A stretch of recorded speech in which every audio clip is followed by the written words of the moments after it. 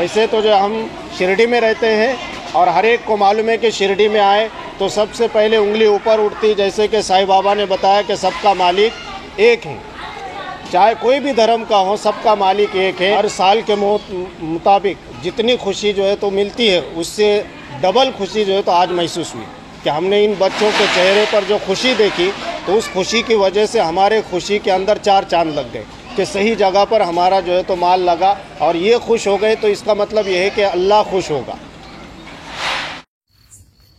आज साई आश्रया परिवारात पुन्हा एकदा श्री साईबाबांच्या सबका मालिक एक या संदेशाचं तंतोतंत पालन झाल्याचं दिसून आलंय। श्री साईबाबांनी जगाला सबका मालिक एक हा मूलमंत्र दिला, मात्र अनेक ठिकाणी हिंदू मुस्लिम संघर्ष सुरू असल्याचं दिसून येते। मात्र शिर्डीतील साई आश्रया अनाथालय यासाठी अपवाद ठरले असून रुई येथील प्रसिद्ध कराटे सर म्हणून ओळखले जाणारे आमून मामून पठाण यांनी आश्रमाचे गणेश दळवी यांच्याकडे रमजान ईद निमित्त साई आश्रयातील अनाथ चिमुकले आणि आजी आजोबांसोबत शिरखुर्मा पार्टी करण्याचा मानस व्यक्त केला। गणेश दळवींनी सुद्धा आनंदानं होकार कळवत त्यांच्या या स्तुत्य उपक्रमाचं कौतुक केलं आणि पठाण कुटुंबीय आपल्या संपूर्ण परिवारासह आणि नातलगांसह ईद साजरी करण्यासाठी येथे दाखल झाले। साई आश्रयातील काही चिमुकल्या मुलांनी चक्क रोजा ठेवत त्यासाठी असलेल्या नियमांचं तंतोतंत पालन केलं होतं।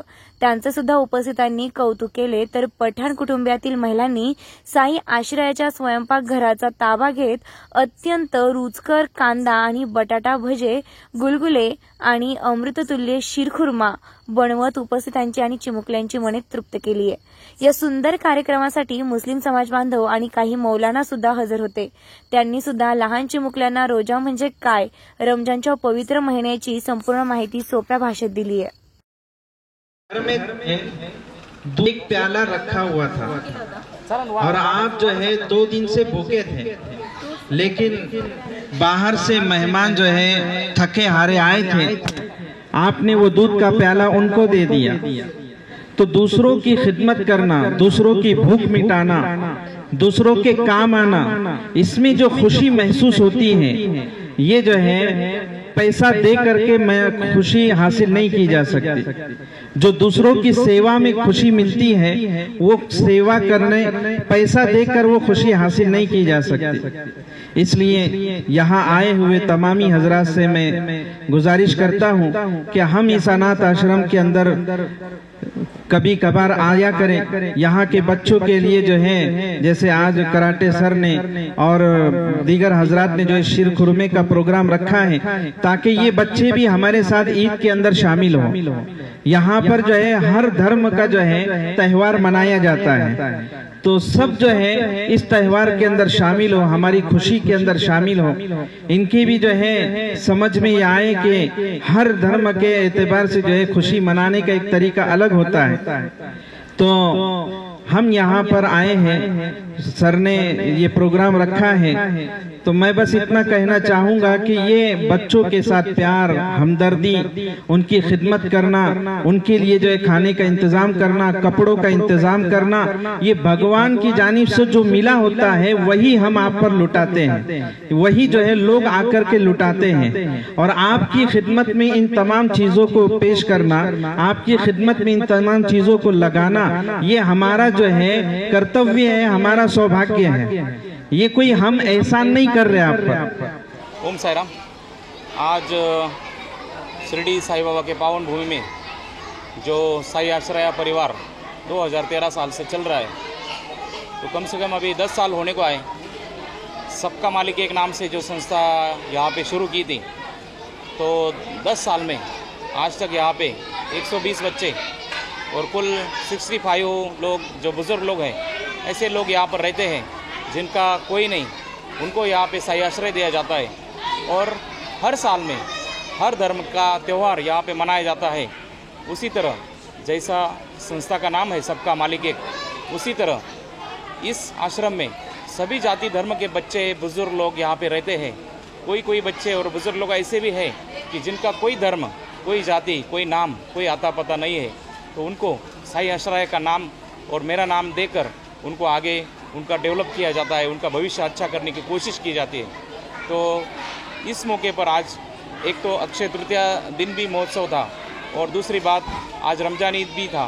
तो इस मौके पर जो कराटे के आमुन मामुन सर हैं, उनके परिवार वाले हैं, उन सभी लोगों ने मिलकर ये सोचा कि आज रमजान ईद के मौके पर यहाँ पर इन बच्चों को, बुज़ुर्गों को, माता पिताओं को यहाँ पर शीरखुरमा की पार्टी यहाँ पे रमजान ईद के मौके पर दी जाए और इनके चेहरे पर भी जो खुशी है वो हम देख सकें और उनको जो समाधान मिलेगा वही समाधान ये रमजान ईद का जो त्यौहार है ये मनाकर हमें मिलेगा।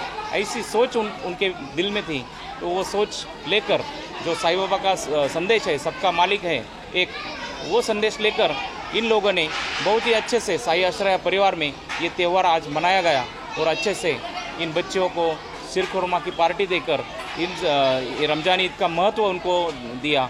और वैसे जाना जाए तो इस साई आश्रय परिवार में जो बच्चे यहाँ पे कराटे सीखते हैं, ये आमुन मामुन सर ही इनको कराटे अच्छी तरह सिखाते हैं।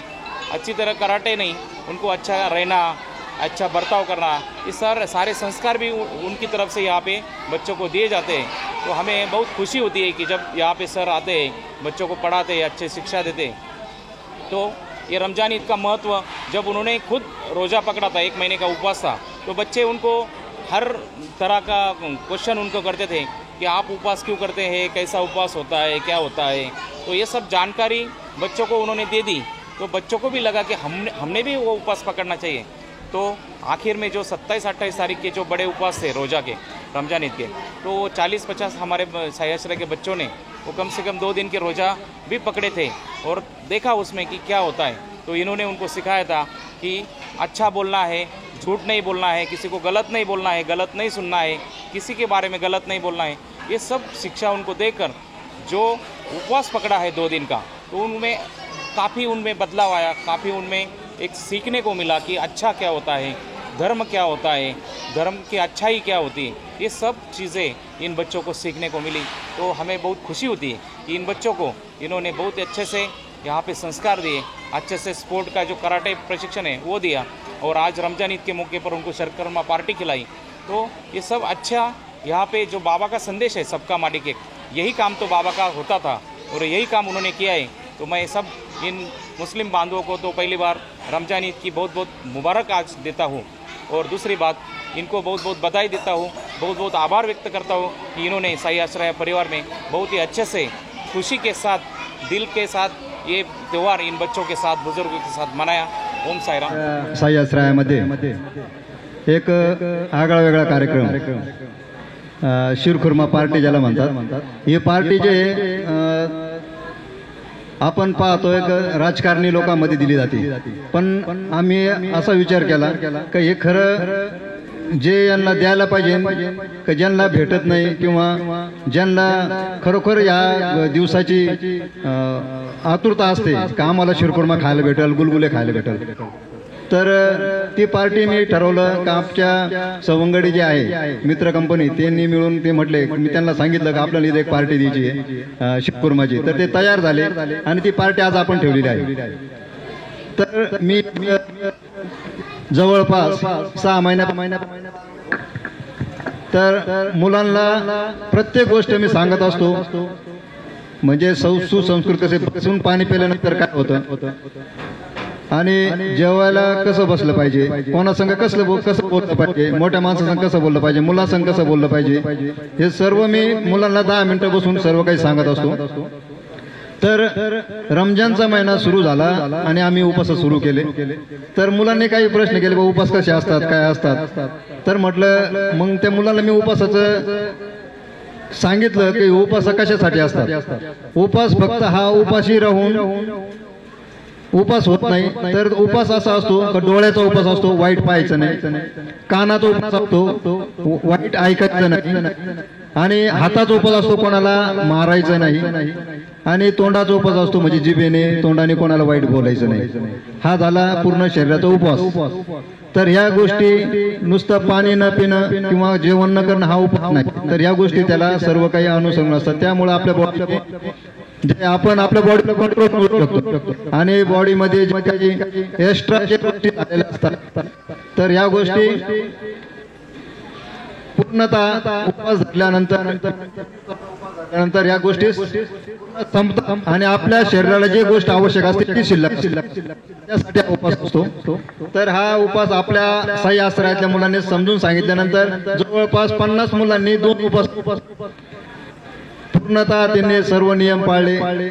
म्हणजे त्यांच्या लक्षात आलं की हा उपास असतो आणि त्याच्यासाठी काय त्रास होतो त्यांनी ते अनुभवलं आणि त्यांच्या लक्षात आलं की लोक कसे उपास धरतात, याच्यामुळे काय इफेक्ट होतो त्यांच्या ते लक्षात आलं. तर सांगायचा दृष्टिकोन असं का प्रत्येकाने प्रत्येकाचा धर्म पाळला पाहिजे, कोणी कोणाच्या धर्माला नाव ठेवू नये आणि सर्वांनी एकोप्याने राहिला पाहिजे, सर्वांनी एकमेकाचा आदर करायला पाहिजे, एवढं मी सांगू शकतो आणि माझे 2 शब्द संपवतो. थँक्यू, धन्यवाद. साई आश्रया में हम यहाँ पहुँचे. यहाँ पहुँचने के बाद में जैसे कि शिरखुरमा हर एक को पिलाया जाता है, अड़ोस पड़ोस में पिलाया जाता है, रिश्तेदारों में पिलाया जाता है, या तो फिर आज के दौर के एतबार से हमारी शिरखुरमा पार्टियाँ जो होती हैं वो नेता लोगों में और पुढ़ारी लोगों में तो हो जाती हैं, लेकिन बहुत कम ख्याल लोगों का ऐसे बच्चों पर जाता है जिनका कोई नहीं है. और असल हकदार जो है यही बच्चे हैं जिनके कोई नहीं, ना माँ है ना बाप है.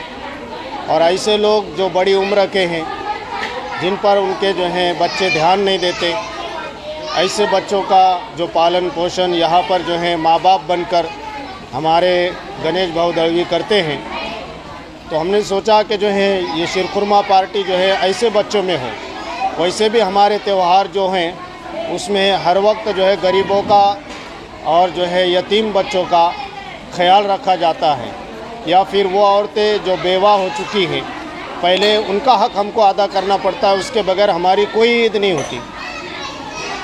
एक तो इस्लाम के ज़रिए से ये दावत हर किसी को, वैसे तो हर मज़हब में ये बताया गया कि गरीबों का ख्याल रखा जाए.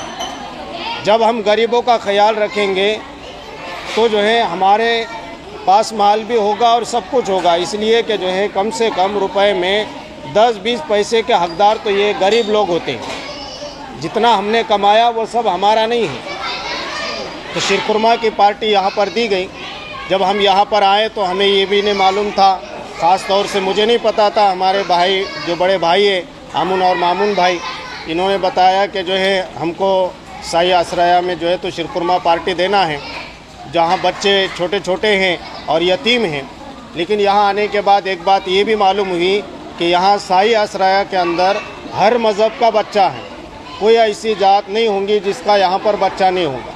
हर मज़हब का बच्चा, हर धर्म का बच्चा यहाँ पर जो है तो हैं, और जिसके माँ बाप बनकर हमारे गणेश भाऊ दळवी जो है उनका ध्यान रख रहे हैं.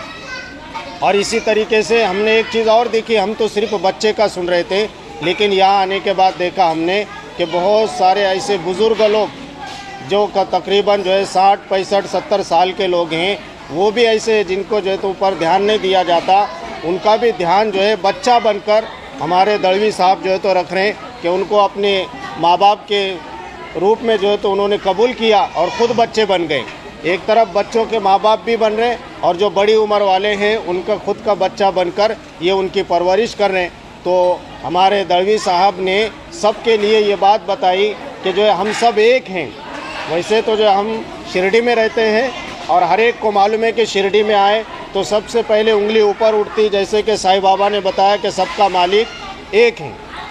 चाहे कोई भी धर्म का हो, सबका मालिक एक है. उस एतबार से हमारे दळवी साहब ने तमाम धर्म के लोग, चाहे कोई भी हो, जब उनको कोई बात की खबर मिलती है, पुलिस स्टेशन से हो या गांव की हो, कोई बता दे कि कोई बच्चा है.